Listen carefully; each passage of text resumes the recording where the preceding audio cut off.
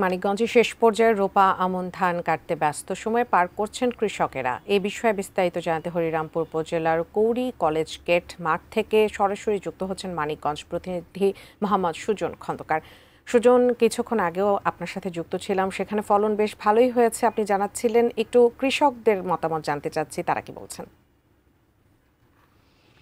জি, ধন্যবাদ আপনাকে। আমি এই মুহূর্তে রয়েছি মানিকগঞ্জের হরিরামপুর উপজেলার যে কৌরি কলেজ গেট মাঠ রয়েছে সেই মাঠে। ঠিক আপনি দেখতে পাচ্ছেন আমার পিছনে শত শত বিঘা কিন্তু কৃষি জমি রয়েছে, যে জমিতে কৃষক কিন্তু রোপা আমন, বোরো আমন সহ বিভিন্ন ধরনের আমন ধান কিন্তু চাষ করেছে। ইতিমধ্যেই এই সমস্ত জমির বেশিরভাগ ফসল কিন্তু তারা কেটে ঘরে তুলেছেন। এখন শেষ পর্যায়ের অল্প কিছু আমন ধান কিন্তু মাঠে রয়েছে। এবং আপনাকে জানিয়ে রাখতে চাই, এবার আবহাওয়া অনুকূলে থাকায় কিন্তু আমন ধানের বিশেষ করে বাম্পার ফলন হয়েছে এবং বাজারের দামও ভালো।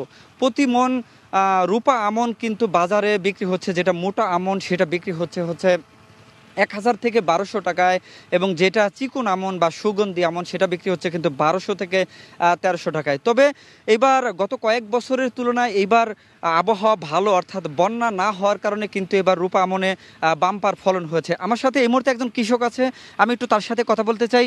ভাই, একটু বলবেন যে এবার রূপা আমনের কেমন ফসল হয়েছে, একটু বলবেন প্লিজ। আলহামদুলিল্লাহ, এবার ভালো হয়েছে রূপা আমন, কিন্তু দামটা মোটামুটি প্রশ্ন করেন।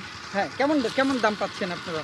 দাম আপনার মোটামুটি 1000 থেকে 1100 1150 পর্যন্ত নতুনটা, আর পুরানটার দাম একটু বেশি।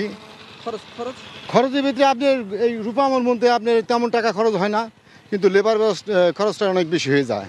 ধন্যবাদ।